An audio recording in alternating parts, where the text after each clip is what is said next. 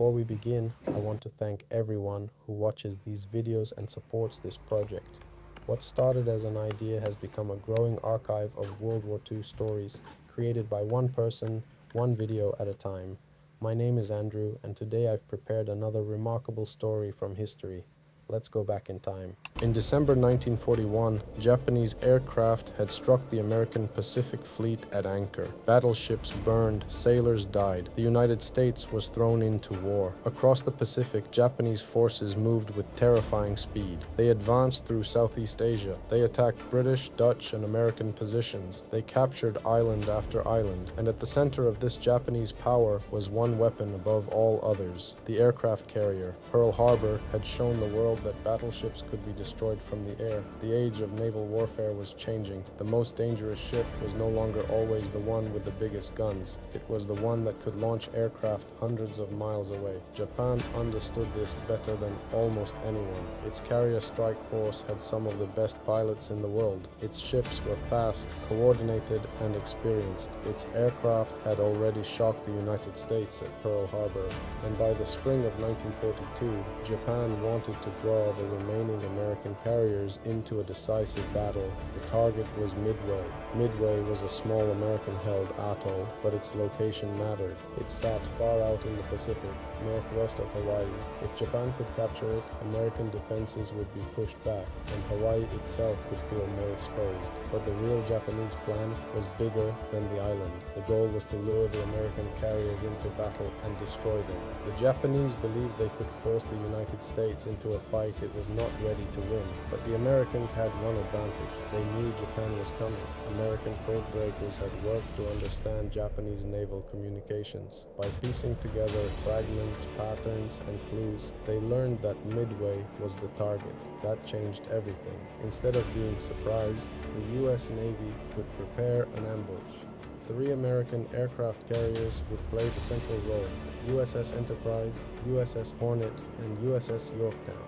Yorktown had been damaged at the Battle of the Coral Sea, and many Japanese believed she would not be ready for action. But American repair crews worked with incredible speed. In a matter of days, they patched her enough to return to battle. It was not perfect, it was not fully repaired, but it was enough. By early June 1942, 2 carrier forces were moving toward one another in the Pacific. Japan brought 4 fleet carriers: Akagi, Kaga, Soryu, and Hiryu. These were not just ships, they were floating airfields. They carried the aircraft and pilots that had helped dominate the first months of the war. To destroy even one of them would be a major victory. To destroy several could change the balance of the Pacific, but doing that would require aircraft that could find the carriers, reach them, survive the approach, and deliver bombs with deadly accuracy. That is where the SBD Dauntless entered the story. The Dauntless was a dive bomber, and dive bombing was one of the most dangerous forms of attack in naval warfare. The idea was simple but brutal. Instead of dropping bombs from high altitude and hoping they landed close enough, a dive bomber climbed above the target, rolled over, and dived almost straight down. The pilot aimed the entire aircraft at the ship below. The plane screamed downward. The target grew larger every second. Anti-aircraft guns fired upward. The ocean rushed closer. Only at the last moment did the pilot release the bomb, pull out of the dive, and try to escape. It required nerve, precision, and timing. A dive bomber pilot had to fly toward death before he could strike. The Dauntless was built for this job. It had perforated dive brakes that could slow the aircraft during its steep descent. Without them, the plane would accelerate too quickly and become almost impossible to control. With them, the Dauntless could dive steeply and still give the pilot enough control to aim. It carried a bomb under the fuselage, often large enough to cripple a carrier if it struck the right place. It also had a rear gunner, giving it some defense against enemy fighters. But none of this made the Dauntless safe. It was still vulnerable. Japanese Zero fighters could attack it. Anti-aircraft fire could tear through it. Carrier battles were fast, chaotic, and unforgiving. And on the morning of June 4th, 1942, the American carrier aircraft were about to face one of the most confusing and desperate fights of the war. The battle began with Japanese aircraft attacking Midway itself. They bombed the island, but the attack did not fully neutralize it. Midway's airfields were damaged but not destroyed. The Japanese commander, Admiral Chuichi Nagumo, faced a difficult decision. His aircraft had struck Midway, but another attack might be needed. At the same time, reports began to suggest that American ships might be nearby. This created a deadly problem. Japanese carrier aircraft had to be armed for the correct mission.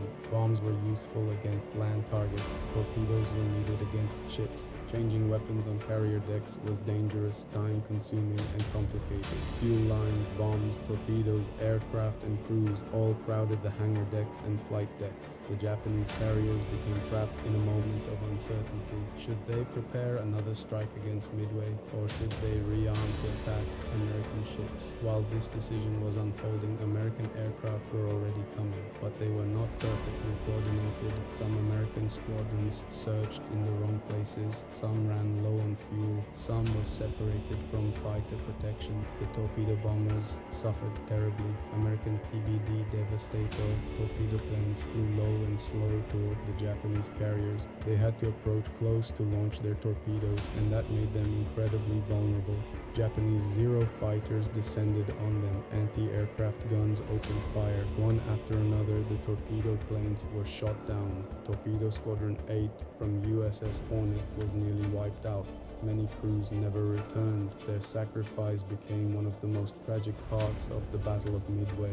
For a moment, it looked like the American attacks were failing. The torpedo bombers had not destroyed the Japanese carriers. The attacks were fragmented. The Japanese fleet was still alive, but the chaos created an opening. Japanese fighters had been drawn down toward the low-flying torpedo aircraft. The skies above the carriers were less protected than they might have been. The carrier decks were crowded with aircraft, fuel, weapons, and crews, and high above, American dive bombers were arriving. Among them were SBD Dauntless aircraft from USS Enterprise and USS Yorktown. One of the key moments came when Commander C. Wade McCluskey, leading Dauntless bombers from Enterprise, searched for the Japanese fleet. Fuel was running low. The ocean was enormous. Finding ships in the Pacific was not like finding a target on a map. It was a test of judgment, luck, and persistence. Then McCluskey spotted a Japanese destroyer, Arashi. The destroyer had been left behind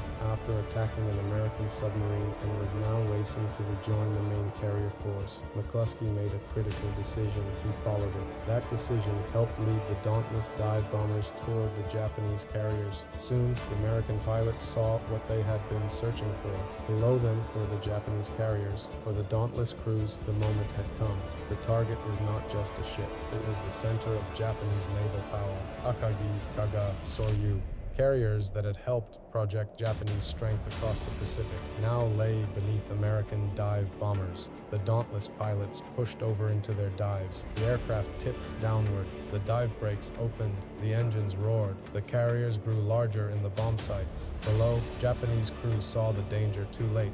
Anti-aircraft fire erupted. Tracers and shell bursts filled the air. But the Dauntless dive bombers kept coming. This was the purpose of the aircraft. This was what its pilots had trained for. One by one, they released their bombs. Against Kaga, the attack was devastating. Bombs struck the carrier and ignited destruction across the deck. Aircraft, fuel, and weapons turned the ship into a floating inferno. Fires spread, explosions followed. The carrier that had helped attack Pearl Harbor was now burning in the Pacific. Soryu was also hit. Bombs crashed into the carrier, starting fires that could not be controlled. The damage moved quickly through the ship. Aircraft and fuel became deadly. What had been a powerful carrier moments earlier became a wreck, consumed by flame. Then there was Akagi, the Japanese flagship. A single well-placed bomb hit near aircraft and fuel, triggering fires that became uncontrollable. Even when a carrier was not physically torn apart by the initial blast, fire could be fatal. Carrier decks and hangars were filled with aviation fuel, armed aircraft, bombs, torpedoes, and ammunition.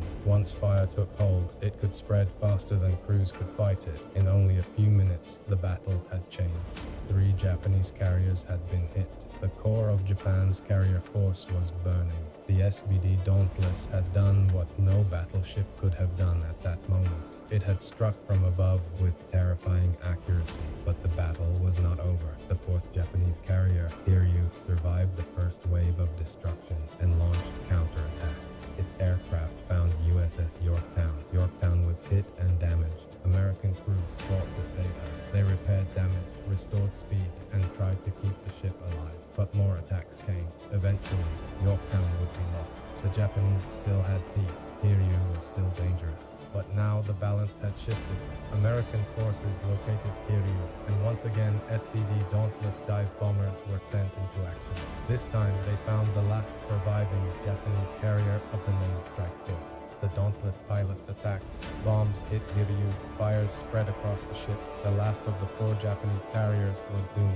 By the end of the battle, Akagi, Kaga, Soryu, and Hiryu were all lost. 4 Japanese fleet carriers had been destroyed. It was a disaster Japan could not easily replace. The loss was not only measured in steel, it was measured in experienced pilots, trained air crews, aircraft, deck crews, and carrier capability. Japan could build ships, but replacing elite carrier air groups and experienced crews was far more difficult. Midway did not end the war. The Pacific War would continue for years. There would be brutal battles at Guadalcanal, the Solomons, the Philippines, Iwo Jima, and Okinawa, but Midway changed the direction of the war. Before Midway, Japan had been expanding. After Midway, Japan was increasingly forced onto the defensive.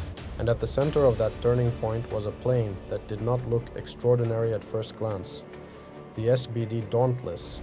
It was not glamorous, it was not fast, it was not invincible, but it was reliable, tough, and deadly when placed in the hands of trained crews.